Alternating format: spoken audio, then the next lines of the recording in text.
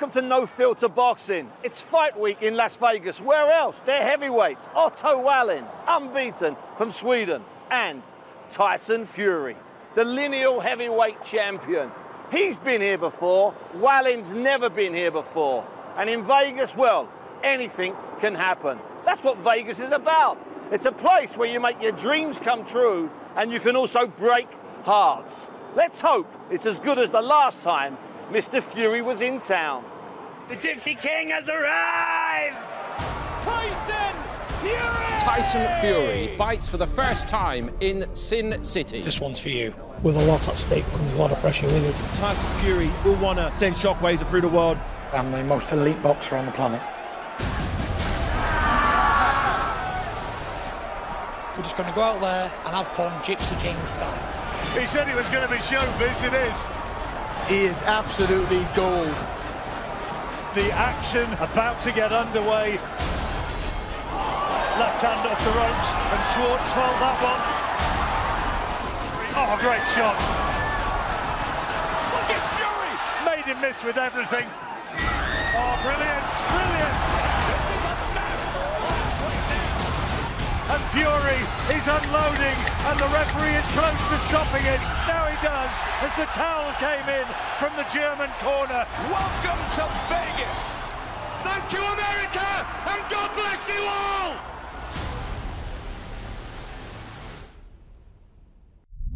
Tyson, it's Las Vegas, it's another fight, it's another swimming pool, it's another big house. Otto Wallin, the Swede. What's your thoughts on Otto? Otto is just my type. Literally just my type. He's tall, he's blonde, he's got blue eyes. He's a southpaw. He's damn sexy. Just my type. Big, tall, Blonde. unbeaten, ambitious. Tall, and blonde, blue eyes. Good looking. Sexy as beep, beep, beep, beep, beep, beep. And he can fight a bit. More than a bit. 20-0, southpaw. Don't know what to expect. I might hit him once and he might fall over. Who knows? Hopefully that'll be the case. But then again, he could give me a good 12 rounds and beat me. Who knows? What would you do if you were facing Tyson Fury and you had nothing to lose and you were expected to lose? What would you do in Otto's shoes? What would I do? I'd swing for the hills and hope to land one. But get clipped in the meanwhile and it's good night. Listen, there's not much you can do against me. I'm a superior boxer. I'm much bigger than everybody in the division. I've got a longer reach, I've got better boxing IQ, and I can fight inside or outside a box or come forward, backwards, whatever. So there's not much they can do. Hope to land a lucky punch, maybe. So they have to try and surprise you. They have to get one on me. Yeah. They have to get one on me, and I've been knocked down plenty of times before. Knock me down, keep knocking me down. That's it. That's all you can do. Anyone can lose a fight, can't they? Nothing's impossible. Tyson, two of the guys that you've been in with in the last few years, Vladimir Klitschko and Deontay Wilder, were at the top of their game. Vladimir was untouchable 10 years. Deontay... Hold on, let's rephrase. When I fought Vladimir, he was over the hill. No, he wasn't. But then he went in a time machine 2 years later, fought Joshua in his ice prime. But when he fought the Gypsy King, he was an old man. You made him an old man. I did. By the end of the first round, by the end of the second round. People forget in the first round when he was trying so desperately to knock you out. Missing you with those right hands, but they were coming close. Yeah, very close. Yeah, he fancied it that night, didn't he, Big Vlad? Inches away from me old whiskers. I was going nowhere. Not like I've got a granite chin or nothing, is it? I've been put down plenty of times. Wilder hit you with two of the best punches. Anyone can ever land. Exactly, the perfect combination. The only combination that was going to drop you, and you still beat that count. That was divine intervention. And you know what? I can do better next time. I won't win 10 out of 12 rounds. I've got to win 12 out of 12. That's how we roll. Oh, it's a simple question. Is he trying to avoid you? It may seem that way because he's on about I should step aside. Don't he think? I think he better beat me first. Get that unfinished business sorted. Because as far as I'm concerned, the rest of the world's concerned, he should have a loss on his record to the Gypsy King. But he's absolutely lucky that he's got a draw. He said to me, sometimes you win when you lose.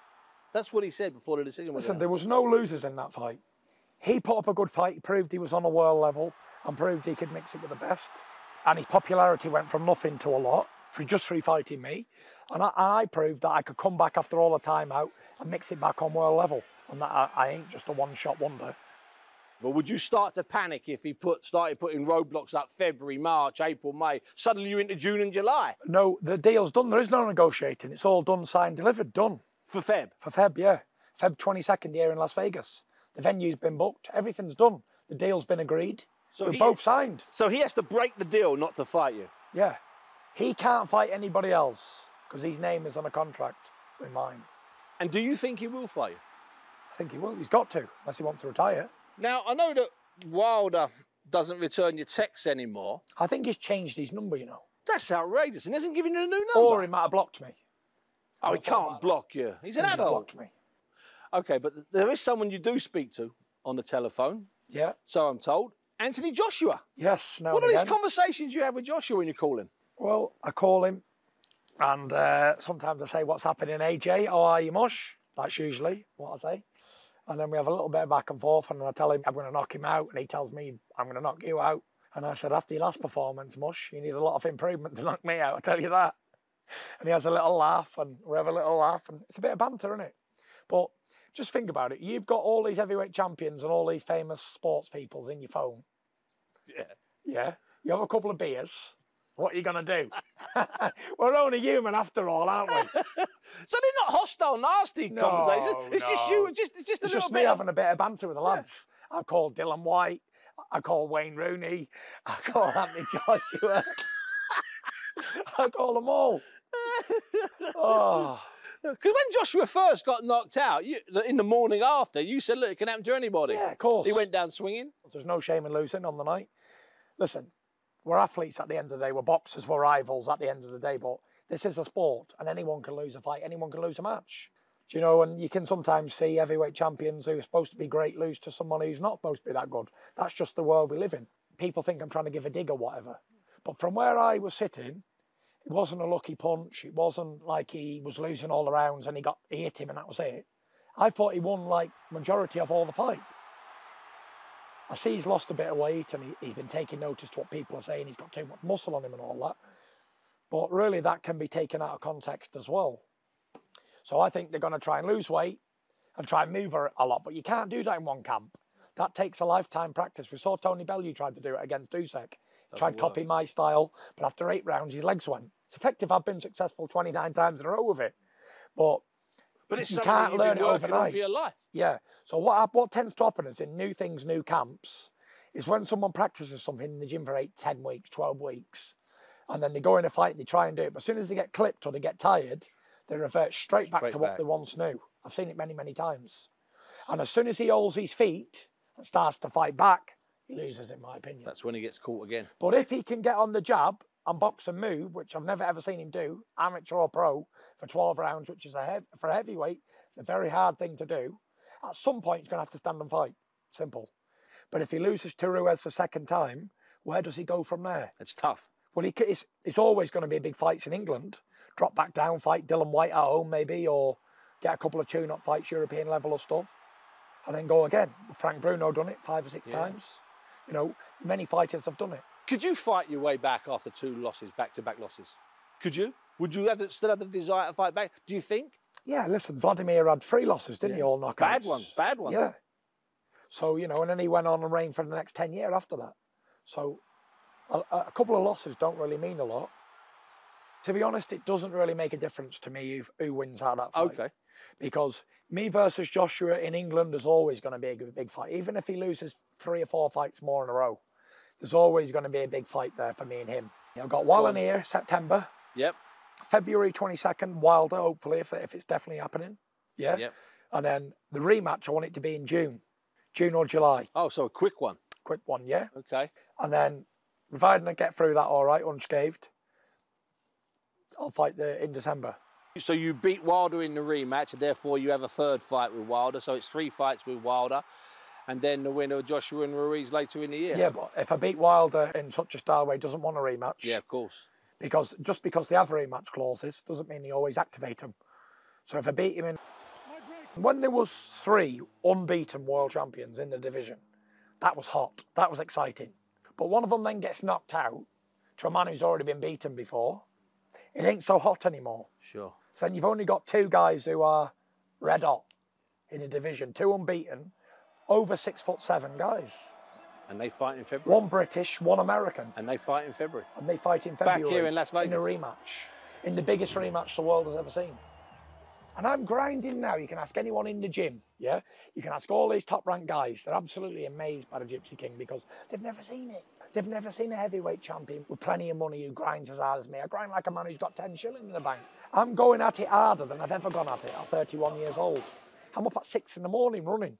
I train like a Trojan warrior in that gym. I train like a man who's in debt, millions in debt, fighting for his life. That's how I train, that's how I fight. I'm a different breed, I'm a different animal. They've never seen anything like this on US soil. And you know, another epic story of a British fighter cracks America. All the greats have to do it, don't they? For sure. They do.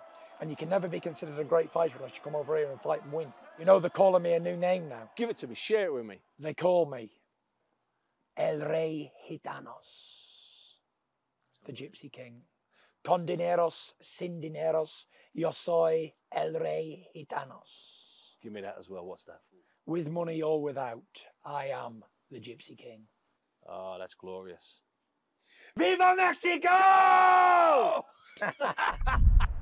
And join us after the break as we continue our Las Vegas journey. We speak to Otto Wallin, the Swedish guy, in his fantastic suite. And we're back at the mansion, back poolside, this time with Ben Davison.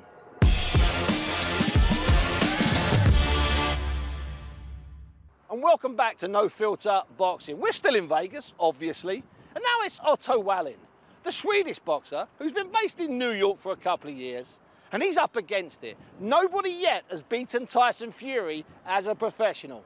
He knows just how hard it's going to be. Tyson, they've come out again. El Rey, they've come out again, El Rey. El Rey Gitanos. Yes, they've come out for you. 100%, they show me some love. Las Vegas, the new home of the Gypsy King. Can I just say that that was the longest and the hardest public workout I've ever seen from a fighter ever? Was that it meant to be? That's why I'm a different breed. I'm a different animal to these people. We don't come here to play games. I put on a proper training session in there. Proper punches, proper power, proper slipping, real time. But if Wallin's men were watching, they'd see some of the stuff you're going to do. You're not bothered. I have nothing to hide. Nothing to hide. Wallin is facing the best heavyweight in the world.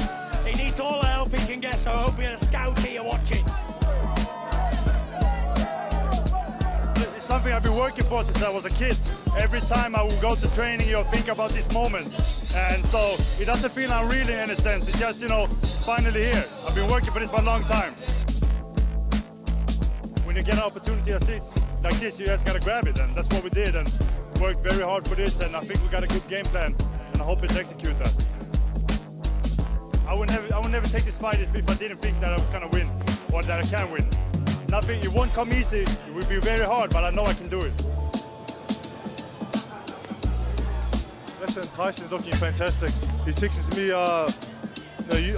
saying that he's fought 12 rounds, he's feeling good, feeling great, feeling sharp, you know, he's putting on the work. It doesn't matter who he fights, he's always going to train hard and be prepared. So I'm looking forward to seeing him, you know, his antics on fight night, either with the movement, the speed, combinations. It's the top, and I believe that he's number one. He said to me that he will never fight me, so I just, all right, brother, all good. Listen, we'll fight everyone else. We'll both fight everyone and we'll take over the division. That's what we'll do. The next few days, do you just relax completely at the home? There is no relaxation for the Gypsy King. I train, train and train. That's all I do. Today, tomorrow, Friday, I might even do a training session on Saturday, who knows. Dedicated my life to the sport the last 2 years, really grinding, really working. I'm grinding like an amateur boxer who's never had a fight in his life.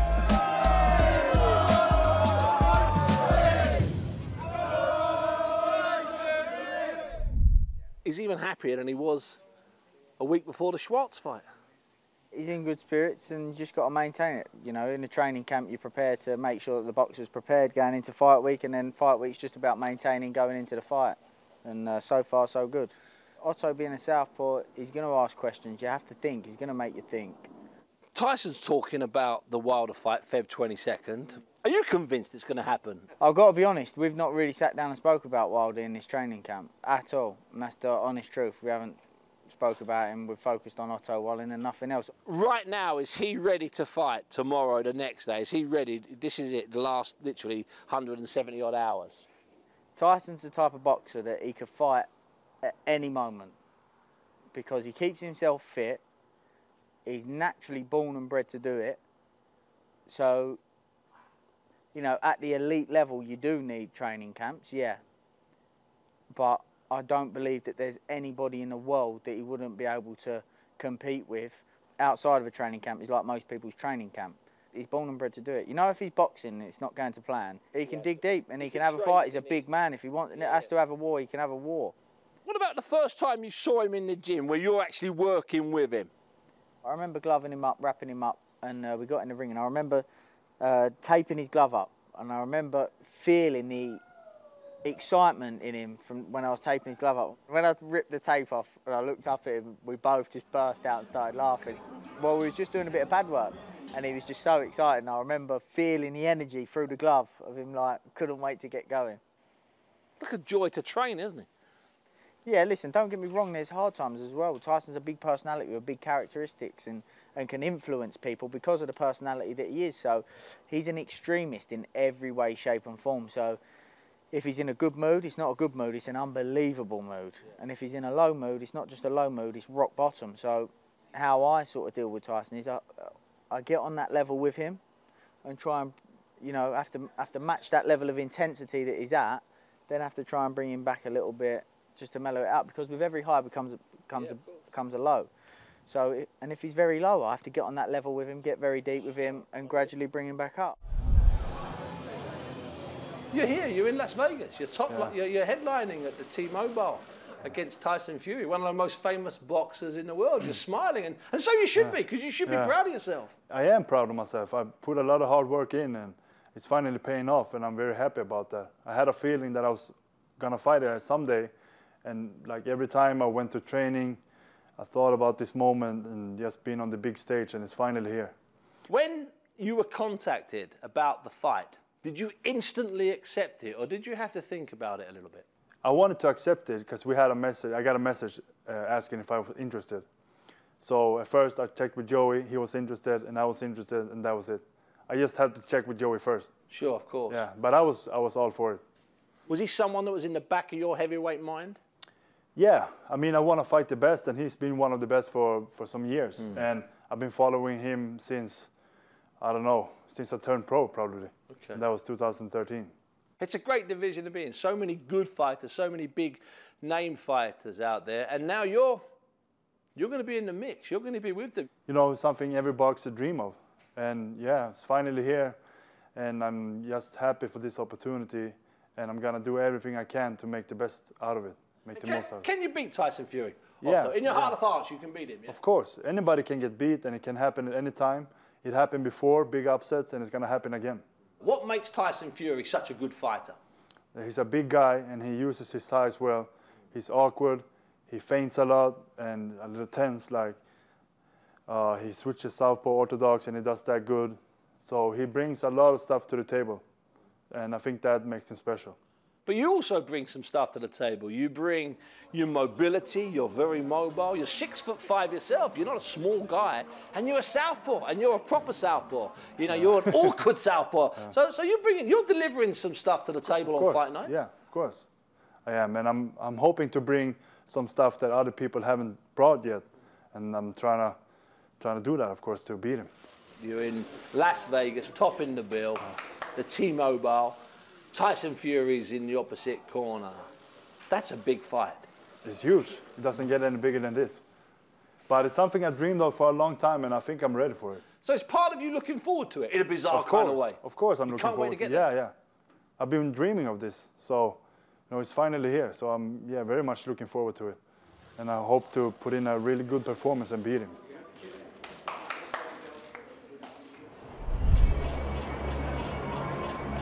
Frank Warren to the stage, please. And can I have Mr. Bob Arum to the stage, please? Because let's get this party started. And just to see him back at, you know, with this condition now, peak physical condition, at the top of the world, top of his game, you know, you want nothing more. And, you know, it's just nice to see, you know, enjoying it now, you know, and rewinding the clock back. But he's even better than he was. Welcome to the Tyson Fury Show, also known as the main event press conference here for Fight Week. You seem to be the happiest and in the best physical and mental shape of your career. Would you agree with that assessment? Yeah. I feel good, I feel fit, I've trained really hard. I'm in great shape, weight's perfect, I'm injury-free, feeling sharp, I feel rejuvenated. I feel ready for a good fight, you know. I don't know much about Otto at all, to be fair, and that's sometimes a good thing. Because when you know everything about an opponent, it doesn't really turn me on a little bit more than it should do. But when the unknown, it's more exciting, isn't it? Tyson is focused, he's a thorough professional. You know, his last 2 fights, he's not trained to make the weight, he's training to fight, which is the big difference. You look at the shape of him and mentally where he's at, and he's got to come through this fight and hopefully set, as I say, the big fight with Wilder. And then, can you imagine what he's going to be like then? He's got to get through this guy, do a job on him, which I really do believe he will do. Come through that, and then we've got the real big fight, big rematch. Well, you got to watch these Swedes. They got a hell of a lot of fortitude and punching power. Otto is in a great mindset. He prepared himself physically. He was supposed to fight July 12th, but his opponent failed the medical the week of the fight. So he set training camps consistently. He's in great condition. Mentally, he's in the right state, and he's here to score the big upset. It's a dream come true for me to be here. I come from a small place in Sweden, and now I'm here on the big stage, and I've been dreaming about this, and I'm ready to put it all on the line. He has everything to win and nothing to lose. He changed his nickname for this fight from Automatic to All In, because he's all in Las Vegas for September 14th against Tyson Fury. What I believe is that on Sunday morning, Otto has the chance and will be the biggest name in the heavyweight division. I've never met a challenger I couldn't defeat. I've never met a mountain I couldn't climb. I've never met a man I couldn't beat. So he's going to be no exception. It's how you win, and I want to see the same again from him. I want to see him come out there and make a statement. And he's more than capable of doing that. So that's it from Las Vegas. We've heard from the fighters, we've heard from the people around them, and what's more, we know what's at stake. Win, and it's another world title fight. Lose, well, who knows? And you can watch it live and exclusive on Saturday night on BT Sport Box Office. Boom!